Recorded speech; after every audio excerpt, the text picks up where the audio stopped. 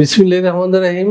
কাছে কিংবা দূরে, হাটে মাঠে ঘাটে যে যেখানে বসে আমার এই ভিডিও দেখছেন, আপনাদের সবাইকে জানাচ্ছি অনেক অনেক প্রীতি এবং শুভকামনা।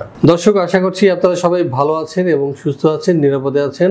কামনাও তাই, এবং আপনাদের দোয়া এবং মহান রব্বুল আলামিনের অশেষ রহমতে আলহামদুলিল্লাহ আমরা ভালো আছি। আজকে আমি সার্বিয়া নিয়ে আলোচনা করব। তো এর আগে কয়েকজনের প্রশ্নের উত্তর দিব। কয়েকজন দর্শক আমাকে প্রশ্ন করেছেন যে আপনারা ইতিমধ্যে কার কার ওয়ার্ক পারমিট পেয়েছেন। আমি পরিচয় করে দিচ্ছি। সাম্প্রতিক আমাদের যে ওয়ার্ক পারমিটগুলো এসেছে, যেমন এক্লাস, তার হলো যে পাসপোর্ট নাম্বার EK 0792734। আমরা পেয়েছি আমিনুল ইসলামের ওয়ার্ক অর্ডার, ওয়ার্ক পারমিট, তার পাসপোর্ট নাম্বার 02838076। এরপরে আমরা যে ওয়ার্ক পারমিটটি পেয়েছি সেটি হলো যে জামাল গাজী, তার পাসপোর্ট নাম্বার EH 0687739। এরপরে আমরা যে ওয়ার্ক পারমিটটি পেয়েছি সার্বিয়ার, তার নাম হচ্ছে MD জামাল হোসেন জীবন, তার পাসপোর্ট নাম্বার A03233780। আরও একটি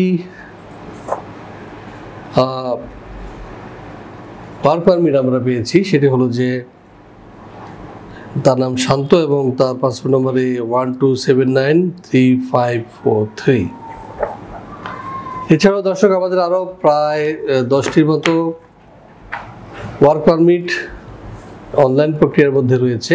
এগুলো অনলাইন কাজ চলমান রয়েছে, কিছুদিনের মধ্যে চালু হয়ে যাবে এবং আশা করছি আমরা 1 মাসের মধ্যে আপনাদেরকে সুখবর দিতে পারবো। যারা আপনারা ইতিমধ্যে ওয়ার্ক পারমিট দিয়েছেন, ওয়ার্ক পারমিট পেয়েছেন এবং তারা ভিসা অ্যাপ্রুভাল পাবেন, অনলাইনে কাজ শেষ হবে। তো দর্শক, আমরা ভিসা প্রফেসর পক্ষ থেকেই চেষ্টা করে যাচ্ছি আপনাদেরকে সঠিকভাবে, সঠিক পন্থায়, সঠিক রাস্তায় সার্বিয়ায় নিয়ে যেতে। বিশেষ করে সার্বিয়ার যে কর্মসংস্থানের সুযোগ রয়েছে সেটি আপনাদের দ্বারা পূরণ করতে। ভিসা প্রফেসর একটি ভিসা পরামর্শক প্রতিষ্ঠান এবং সবসময় চেষ্টা করে যারা বিশেষ করে দেশের বাইরে যেতে চান তাদেরকে মূল্যবান পরামর্শ দিয়ে সহযোগিতা করতে। দর্শক, আজকেও সার্বিয়ার কাজের যে বৃত্ত রয়েছে, কাজের যে ক্ষেত্র রয়েছে, সে বিষয়ে আলোচনা হবে আজকের এই ভিডিওতে। সাথেই থাকুন।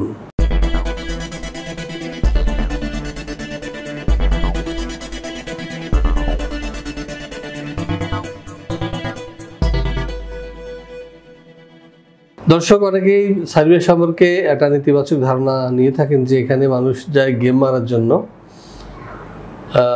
সেখানে কোনো কর্মসংস্থান নেই। এই কথাটি একদম সঠিক নয়। যারা গেম মারতে যায় আসলে তারা গেমই মারে এবং গেমার থেকে ধরাও খায় এবং শেষ পর্যন্ত তাদের পরিণাম হয় জেলে।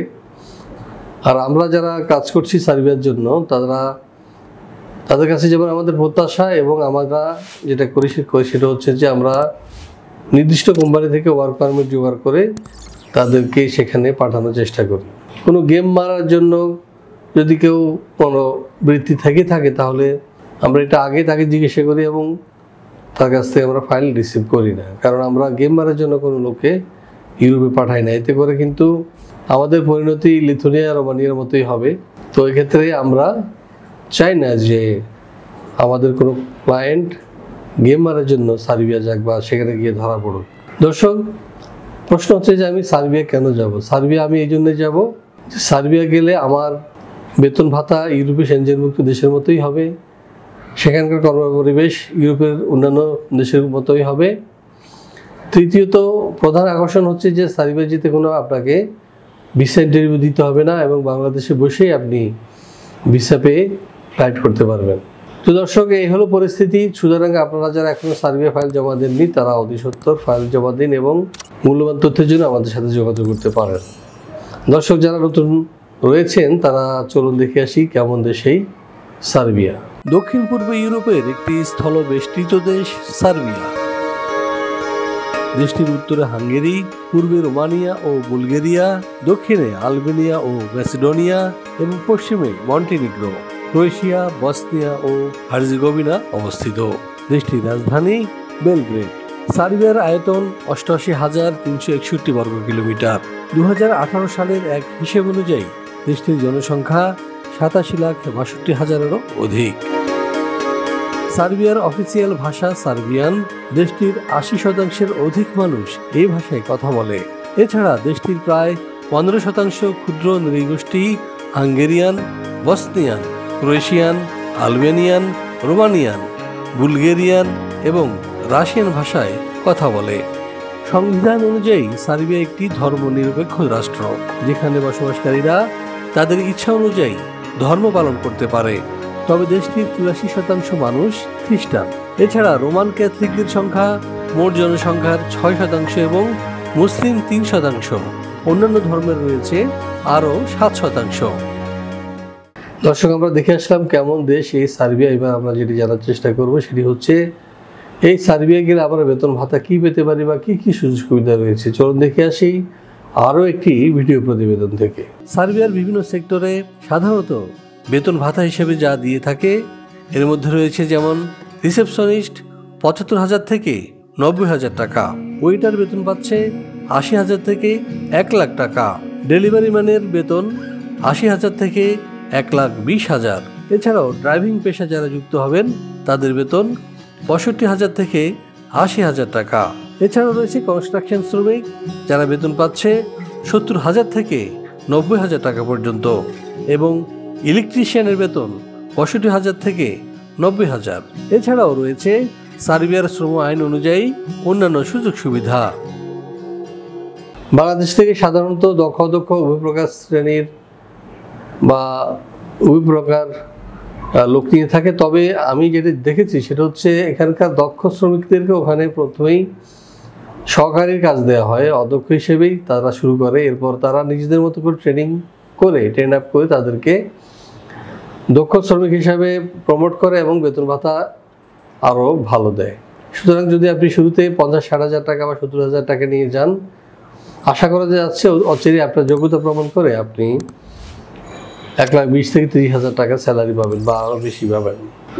তো সার্বিয়ায় প্রধানত দুটি সেক্টরে লোকের বেশি প্রয়োজন। একটি হলো যে কারখানা, আরেকটি হলো যে নির্মাণ, অর্থাৎ কনস্ট্রাকশন আর ফ্যাক্টরি।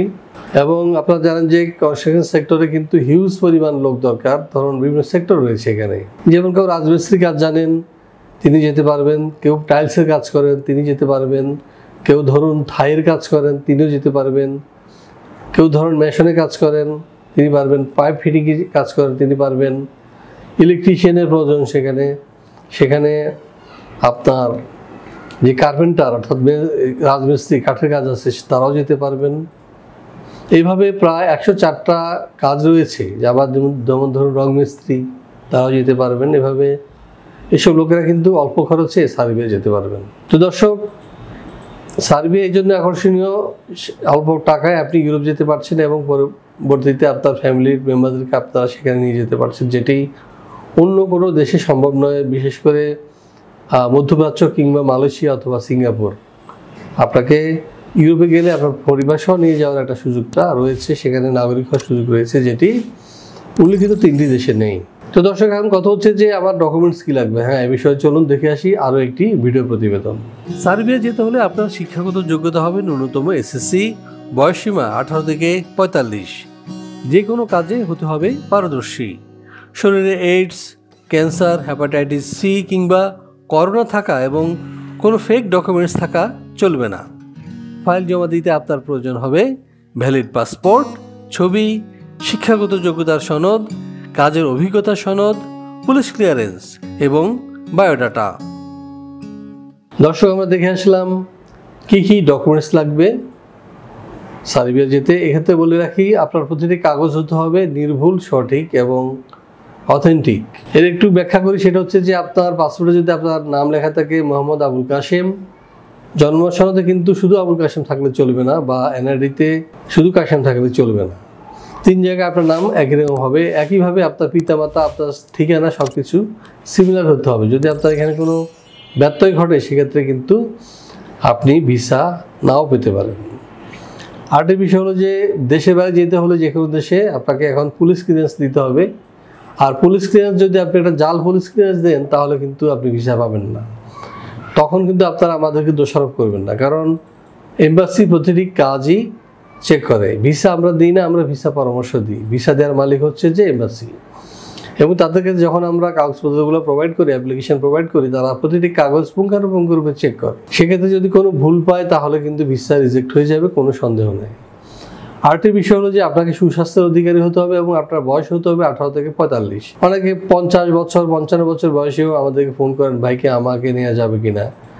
তো আমরা তাদেরকে সরি বলতে হয়, কারণ হচ্ছে যে একটা আমি শ্রম দিতে যাব এবং সেখানে আমাকে সুস্থ থাকতে হবে, সুঠাম থাকতে হবে।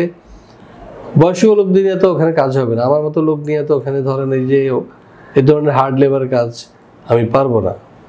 সুতরাং যারা কর্মক্ষম 18 থেকে 45 বছর বয়সী বাংলাদেশি, নীরব, ক্যান্সার নাই, হ্যাপাটাইটিস বি নাই, বা ধরুন সি নাই, বা ধরুন জন্ডিস নাই, বা এই ধরনের এইডসের মতো রোগ নাই, এইসব লোক যেতে পারবেন অনায়াসে ইউরোপে। এবং এক পর্যায়ে আপনি আপনার পিআরসি পাওয়ার পর ফ্যামিলি মেম্বারদেরকে নিয়ে যেতে পারবেন।